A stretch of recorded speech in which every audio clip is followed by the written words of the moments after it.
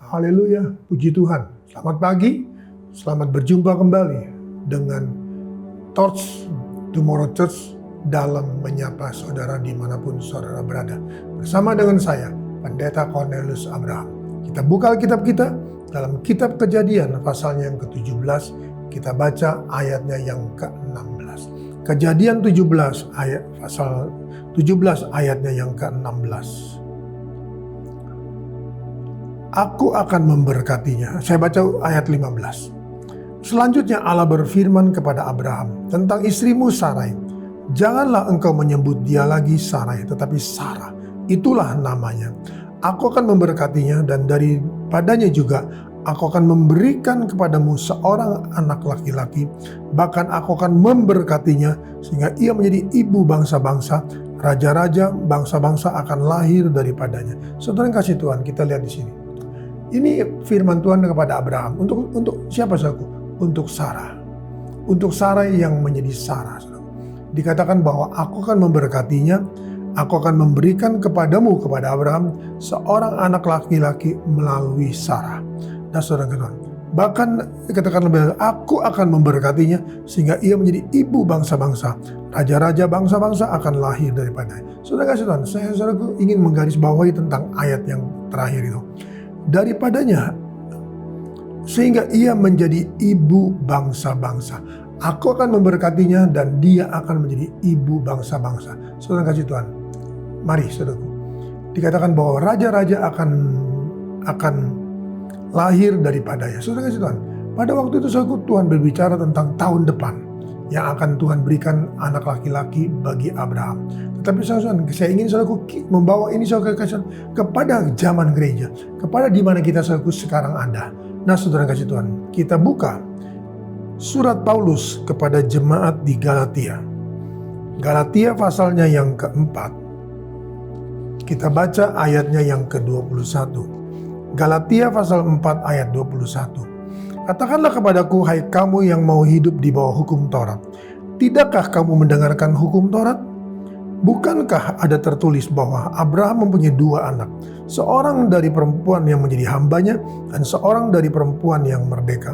Tetapi anak dari perempuan yang menjadi hambanya itu diperanakan menurut daging, dan anak dari perempuan yang merdeka itu oleh karena janji. Ini adalah suatu kiasan, sebab kedua perempuan itu adalah dua ketentuan Allah. Yang satu berasal dari Gunung Sinai dan melahirkan anak-anak perhambaan, itulah Hagar. Hagar ialah Gunung Sinai di tanah Arab, dan ia sama dengan Yerusalem yang sekarang, karena ia hidup dalam perhambaan dengan anak-anaknya. Tetapi Yerusalem surgawi adalah perempuan yang merdeka, dan ialah ibu kita.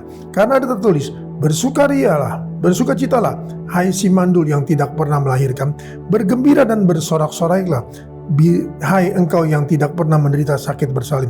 Sebab yang tinggalkan suaminya akan mempunyai lebih banyak anak daripada yang bersuami. Dan kamu saudara-saudara, kamu sama seperti Ishak adalah anak-anak janji. Tetapi seperti dahulu dia yang diperanakan menurut daging menganiaya yang diperanakan menurut roh. Demikian juga sekarang ini. Tetapi apa kata nas kitab suci? Usirlah hamba perempuan itu beserta anaknya, sebab anak hamba perempuan itu tidak akan menjadi ahli waris bersama-sama dengan anak perempuan merdeka itu. Karena itu saudara-saudara, kita bukanlah anak-anak perempuan, melainkan anak-anak hamba perempuan, melainkan anak-anak perempuan merdeka. Nah saudara-saudara, tadi Kejadian 17 ayat 16, Allah berfirman menyatakan siapa Sarah.